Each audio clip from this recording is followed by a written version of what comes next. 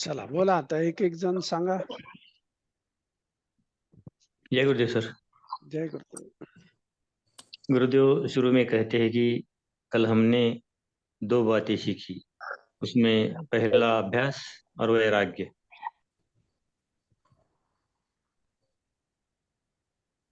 अभ्यास और वैराग्य, ये 2 बातें में अपने कई चीजों को देखना होगा। सच और सच, झूठ और झूठ। वो सच को कहने को और झूठ को इसके बजाय सुनने में कोई समय नहीं लगता, सुनने में समय नहीं लगता, लेकिन सितार बजाने को और बजाना सीखने को टाइम लगता है, ऐसा गुरुदेव कहते हैं। इसी के बजाय और कई बातें अपने ध्यान में आती है कि कौन सी बात पहले अपने को सुनने के लिए क्योंकि आंखों से देखने के लिए उसको समय नहीं लगता, लेकिन उसी वजह से अपना उसका अभ्यास करना हो तो उसको समय लगता है, ऐसा गुरुदेव कहते हैं।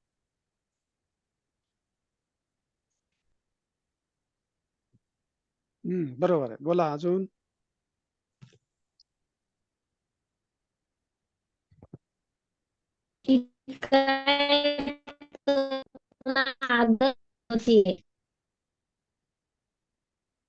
आवाज ब्रेक होते.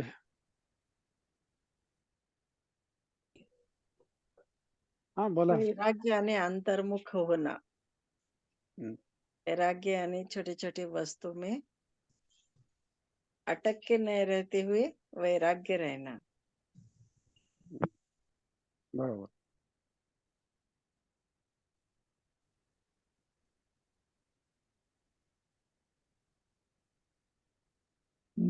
बोला.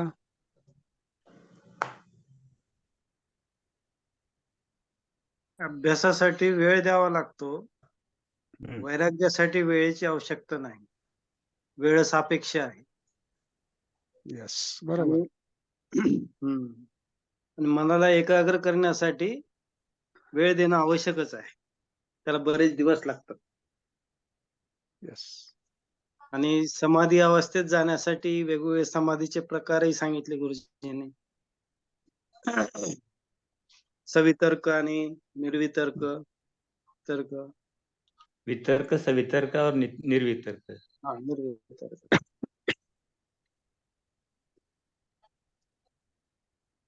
गुरुदेव म्हणतात की खूप सुंदर वस्तू पाहिल्यावर आपल्याला कमी सुंदर वस्तू आवडत नाही, आणि छोट्या छोट्या गोष्टींमधून आनंद घ्यायचा म्हणजे परम वैराग्य आहे.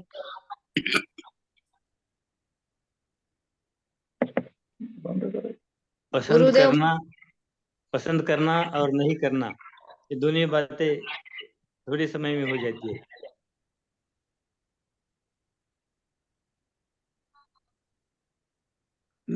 बरोबर आहे. हा बोला. समाधी, गुरुदेव म्हणतात समाधी म्हणजे खोल खड्डा खोदून मध्ये बसून त्याला समाधी म्हणायचं नाही.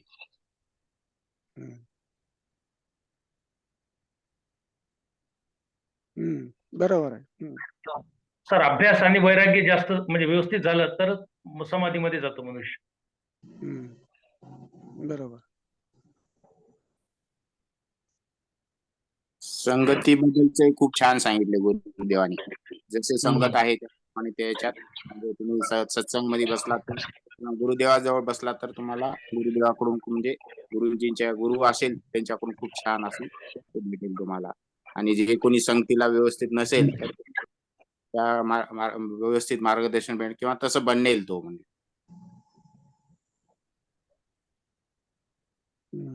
बरोबर आहे. बरोबर. गुरुदेवाचं म्हणणं असं की सदाचारी व्यक्तीजवळ बसलं तर सदाचार म्हणजे चांगले आचरण माणूस शिकतो, आणि दुर्विचारी माणसाजवळ बसलं तर वाईट विचार शिकतो, असं गुरुदेव म्हणतात.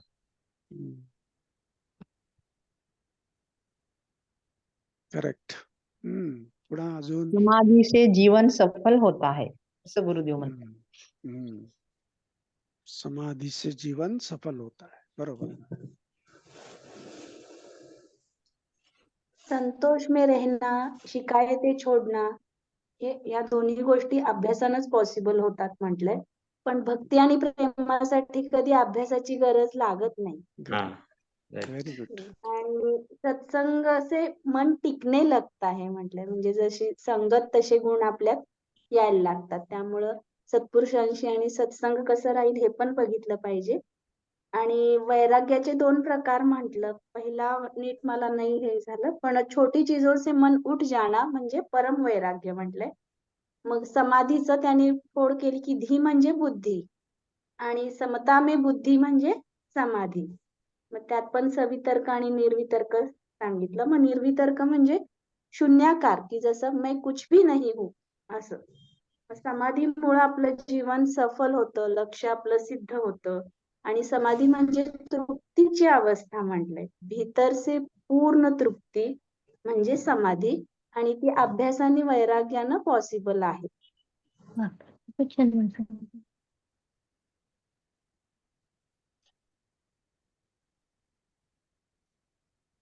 बरोबर.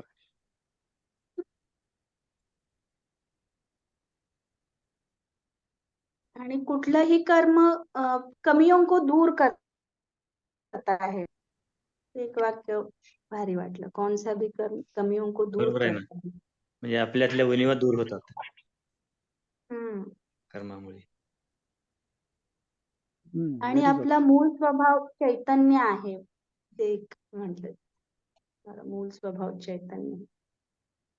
म्हणून चेतना में रहो असं म्हणतात गुरुदेव.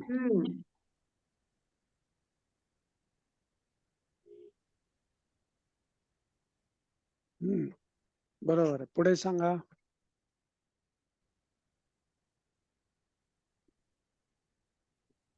एखादी गोष्ट कमी जरी असेल ती समजायला पण बुद्धीच लागते. असंही आहे ना. Correct correct. त्यामुळे धी म्हणजे बुद्धी आणि समाधीमध्ये कसं राहता येईल बघितलं पाहिजे.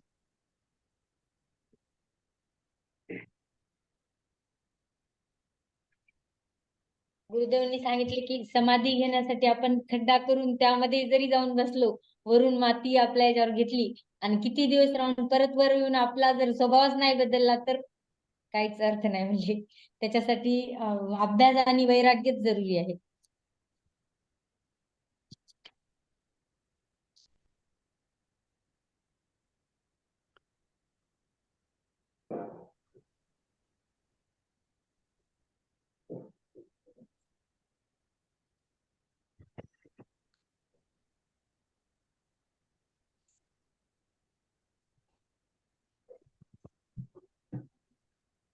आणि पहिलंच वाक्य सांगितलं, वृत्तियों को थांबने के लिए अभ्यास और वैराग्य आवश्यक आहे. म्हणजे दोन्ही टोकं पकडून ठेवायला हवीत आपल्याला. बरोबर आहे. अभ्यासासाठी वेळ लागते सांगितलंय आणि वैराग्यासाठी कमी होऊ शकते. समय सापेक्ष आहे. अभ्यासासाठी वेळ लागते. तेच सांगितलं. अभ्यास, वैराग्य आणि समाधी. संतोष में रहना ही अभ्यास आहे. संतोष मध्ये राहायची सवय लावायची. आणि जेव्हा सत्संगात राहतो, सद्गुरू सोबत राहतो, गुरु सोबत राहतो, त्यावेळेस ते आपल्या मनाला इकडे तिकडे पळू देत नाही. त्यांच्या सानिध्यात आपण राहिलं पाहिजे जास्तीत जास्त. जेव्हा आपण गुरुजी सोबत असतो, गुरुजीच्या सत्संगात असतो किंवा त्यांना ऐकतो, प्रत्यक्षात पाहतो, तेव्हा आपण तिथंच राहतो, वर्तमान काळात राहतो. आणि जेव्हा तृप्ती मिळेल ती समाधी आहे आपली. जेव्हा आपण तृप्त राहतो तेव्हा समाधी अवस्थेत राहतो सांगितलं. म्हणजे तृप्तीत राहायचंय, आनंदी राहायचंय, समाधानी राहायचंय, संतोषमध्ये राहायचंय, तर सवय लावायची आपल्याला. आणि फक्त कमी केव्हा लागते? बुद्धीनेच कमी लागते. कमी बुद्धीशी लगता है. एरवी तिने सांगितले झोपेमध्ये काही असं कमी लागत नाही, काही नाही. जेव्हा बुद्धी चालते आपली तेव्हा आपल्याला कमी लागते. आणि अपने स्वरूप में विश्राम करना ही तृप्ती आहे. आपल्या स्वरूप मध्ये राहायचं सांगितलं. समाधी. बढिया.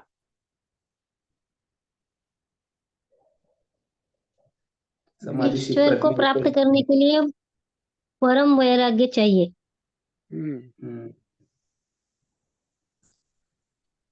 Very good. सगळ्यात मोठा आनंद हासिल होते म्हणतात ना. परम वैराग्य म्हणजे सगळ्यात मोठा आनंद, सबसे बडा आनंद, परम वैराग्य. खूप छान, मस्त sir. Doctor Reddy sir. Sir जय गुरुदेव. जय गुरुदेव.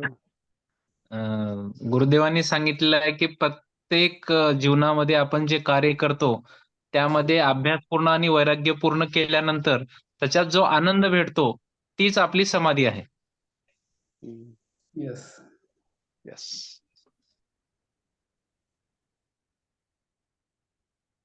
वैराग्य आणि अभ्यासामुळे माणूस वृत्तीमध्ये अडकून पडत नाही, असंही गुरुदेव म्हणतात.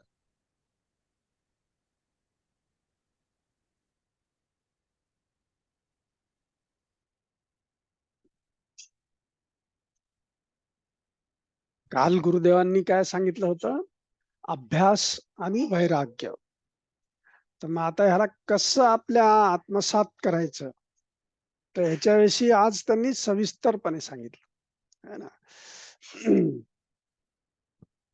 तर मूळ कसा आहे, अभ्यास जो आहे ह्याला काय लागतंय? प्रॅक्टिस लागते. अभ्यास म्हणजे प्रॅक्टिस आहे, त्याला काळ लागतो, दीर्घ काळ लागतो. पण वैराग्य जे आहे, हे वैराग्याला कुठलाही काळ नाही लागत. ते काय काल सापेक्ष आहे ते, ठीक आहे. आता मी ठरवलं की एखाद्या गोष्टीचं आकर्षण मला नाही हे करायचं, तर लगेचच्या लगेच, म्हणजे जसं प्रेमाचं सांगितलं, किसी को अगर पसंद करना है तो मैं 15-20 दिन देखता हूं, बाद में आपको पसंद करता हूं, ऐसा होता है क्या? नाही. देखते ही म्हणजे पाहिल्याबरोबर पसंद होतो. तर वैराग्याचं सुद्धा तसंच आहे. पण अभ्यासासाठी काय सांगितलंय? सतू दीर्घकाल नैरंतरेय सत्कार सेवितो दृढभूमी. म्हणजेच दीर्घकालपर्यंत जेव्हा आपण अभ्यास करतो आणि तो कसा निरंतर, निरंतर म्हणजे अखंड, कुठलाही खंड न पडता, आणि सत्कार सेवितो, सत्कार सेवितो म्हणजे सज्जनांची सेवा करून, गुरुजनांची सेवा करून, तर मग त्याचा परिणाम काय होईल? ती दृढभूमी होईल. मग आपलं इकडे तिकडे नाही जाणार मन, नाही. तर त्यासाठी काय करावं लागते? अभ्यास करावा लागतो.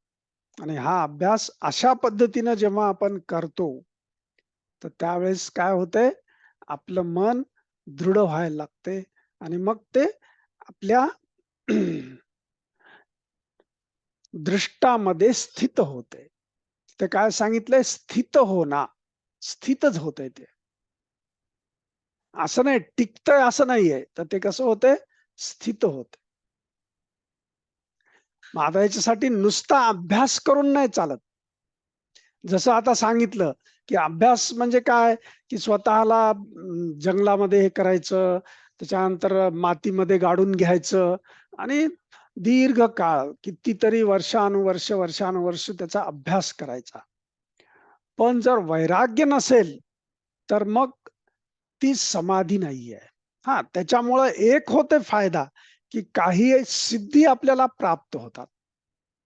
जसं तुम्हाला शाप द्यायचा असेल तर ती सिद्धी प्राप्त होईल, किंवा कोणाचं काय वाईट करायचं असेल तर ती सिद्धी प्राप्त होईल.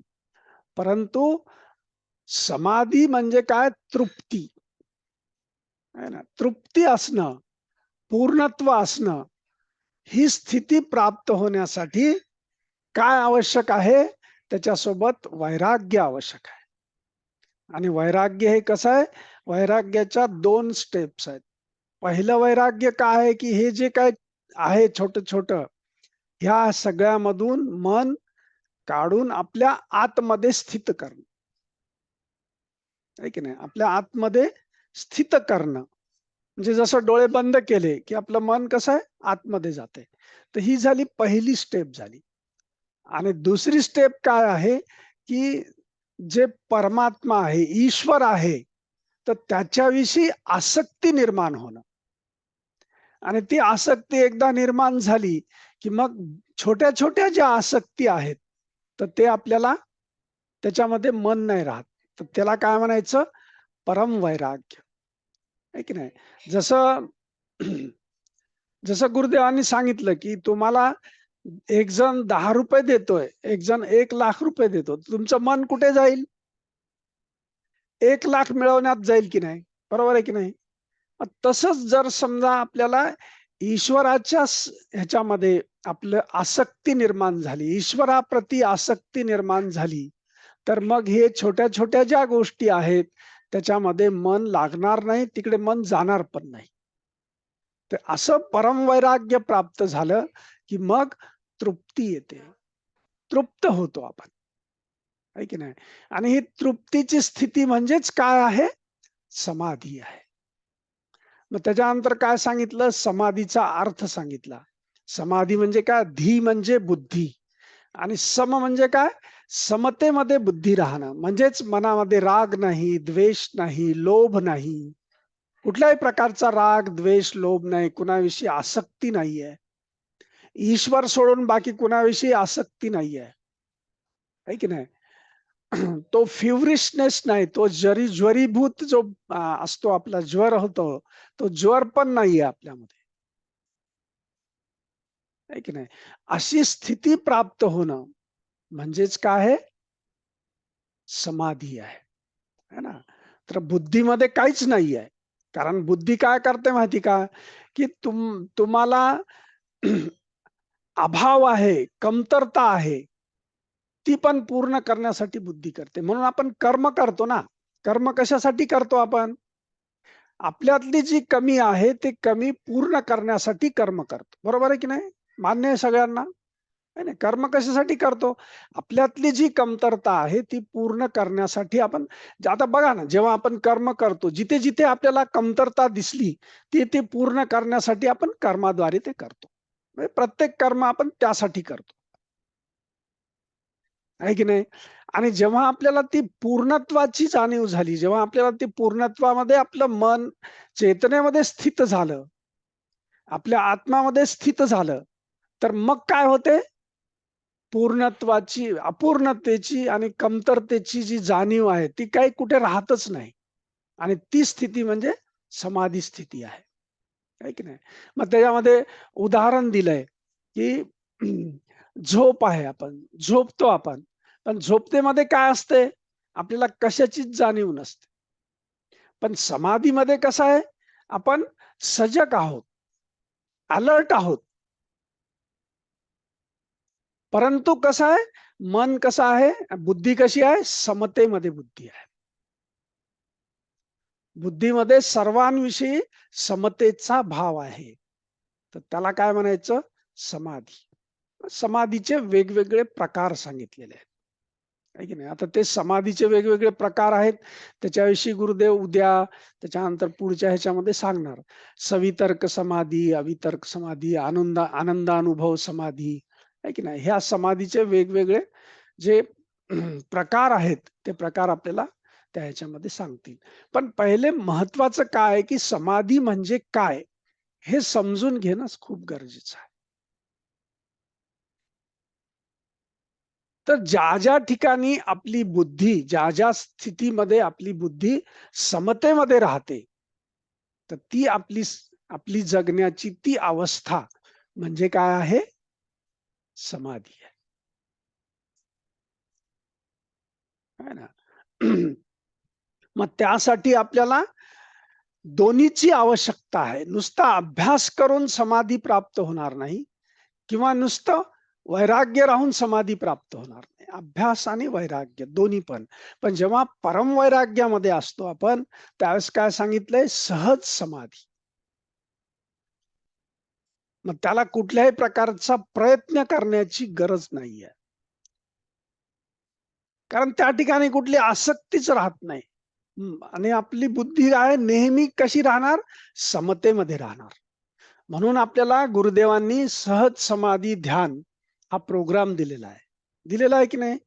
ज्यांनी केलेला नाही त्यांनी निश्चित करायचं. कारण सहज समाधी ध्यान जेव्हा आपण करतो तर त्यावेळेस आपण सहजतेनं वैराग्य प्राप्त करतो, आणि मग आपली जी तृप्ती आहे, तृप्त म्हणतो आपण, पूर्णत्व जे आहे, ती पूर्णत्वाची जाणीव आहे ती आपली दृढ होते.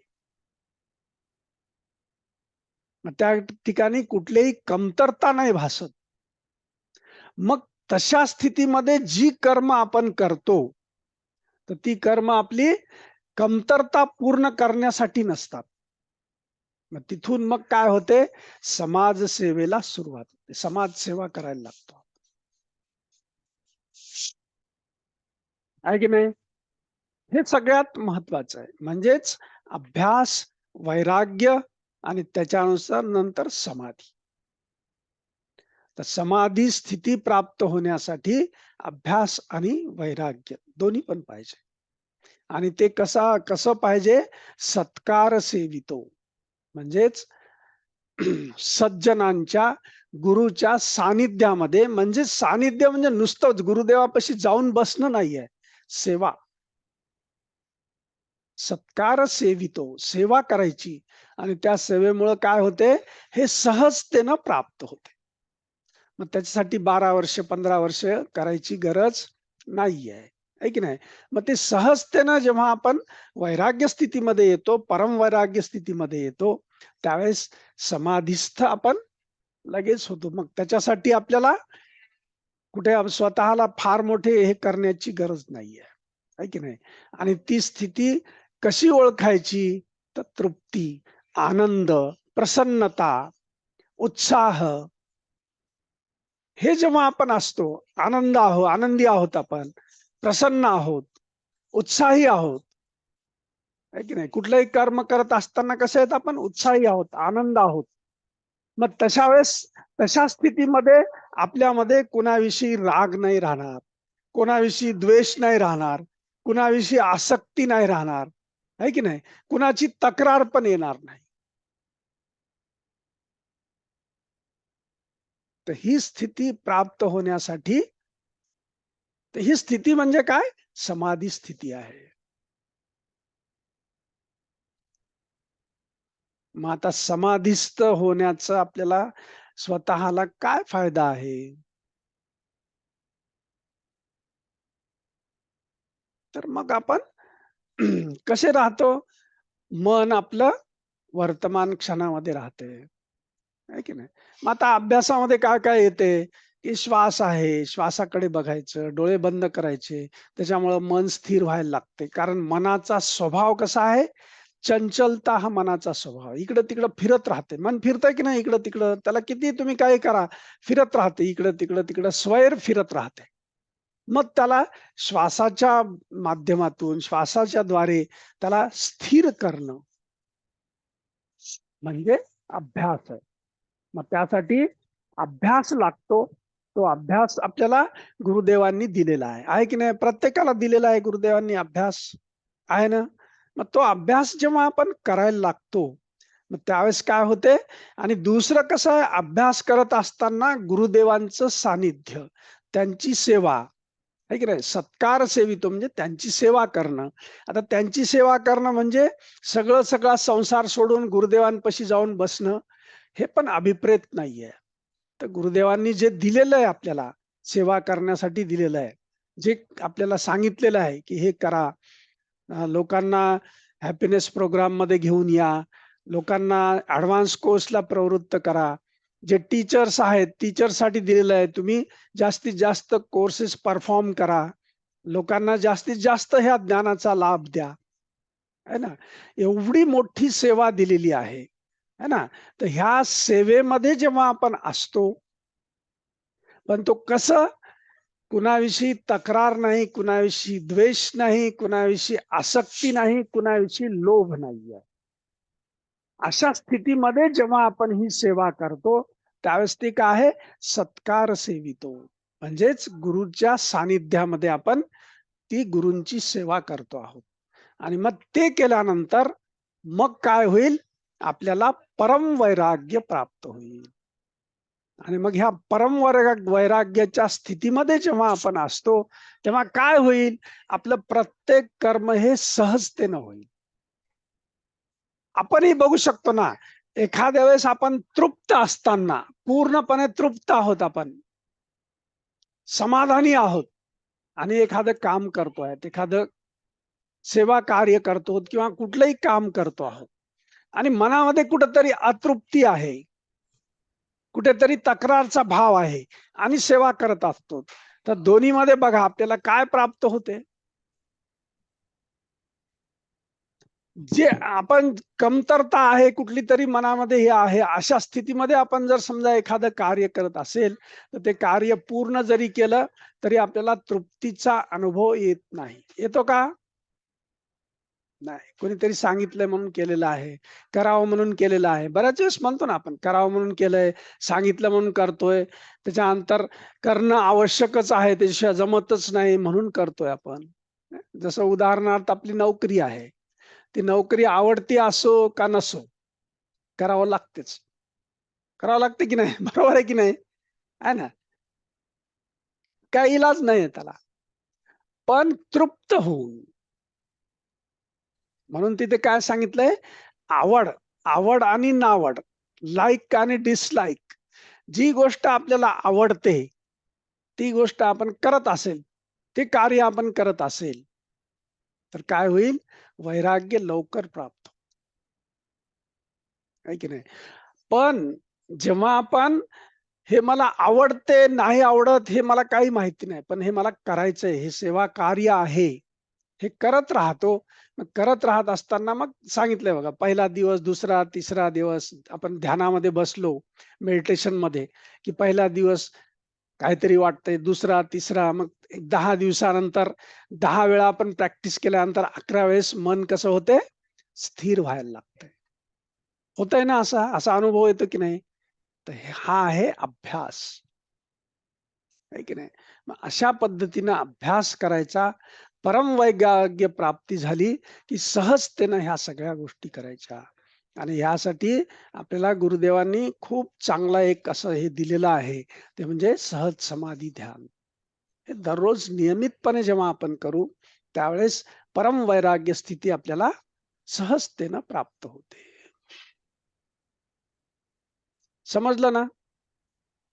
अभ्यास, वैराग्य आणि समाधी हे 3 गोष्टी जेव्हा आपल्याला समजतील, तर मग ज्ञानपूर्वक जेव्हा आपण हे करायला लागू तेव्हा त्याच्यामध्ये सहजता येते. नाही तर मग कष्ट होतात. बरेचसे उदाहरण आहेत असे. 12 वर्ष तपश्चर्या केली, 13 वर्ष तपश्चर्या केली, 2 तपश्चर्या केली आणि तपश्चर्या करून परत आल्यानंतर मी खूप मोठा आहे, मग लोकांवर रागवायचे, मी एवढी तपश्चर्या केली आहे, माझ्याकडे या, माझ्याकडे हे करा. तर ही समाधी नाहीये. ह्याच्यातून काही प्राप्त होणार नाही. ह्याच्यातून प्राप्त झालं तर काय होईल? छोट्या छोट्या सिद्धी प्राप्त होतील. मग गुरुदेवांनी छान सांगितलंय, कुणाला शाप द्यायची सिद्धी तुम्हाला प्राप्त होईल, है ना? कुणाला कुणाविषयी वाईट काय हे करायचंय, इच्छा व्यक्त करायची, त्याच्याविषयी तुम्हाला सिद्धी प्राप्त होईल, पण तृप्ती राहणार नाही. समजलं ना? आता ह्याच्यामध्ये सर खरे महान जप तप करणारे आपण जर सोडलं, खरी विरागी वृत्ती ज्यांनी धारण केली त्यांना मला मोठं म्हणा, माझ्याकडे या, की म्हणायची त्यांची इच्छाच नसते सर. ते निरपेक्ष असतात. निरपेक्ष असतात. त्यांच्याकडे आपोआपच लोक येतात, सांगायची हा गरज नाहीये. बस. आपोआपच येतात. कारण आपली एक लक्षात घ्या, आपलं स्टेट ऑफ माइंड, मनस्थिती कशी आहे त्याप्रमाणे लोक आपल्याकडे आकर्षित होतात, हो, है की नाही? तशा पद्धतीचे लोकच आकर्षित होतात आपल्याकडे. जशा प्रकारची आपली मनस्थिती आहे तशा प्रकारचे लोक आपल्याकडे आकर्षित होतात. आता सद्विचारी माणसं सज्जनाकडेच जातात, दुर्विचारी माणसं सज्जनाकडे कशा येतील? असं आहे, ते सहजच घडतं ते.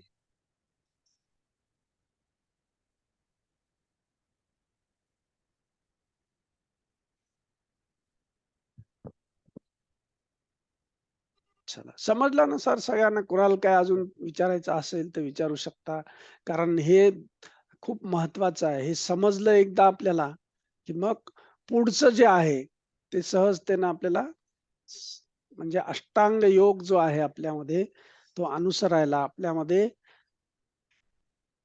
अष्टांग योग स्थितीमध्ये राहण्यासाठी आपल्याला हे सुरुवातीचं समजणं खूप आवश्यक आहे.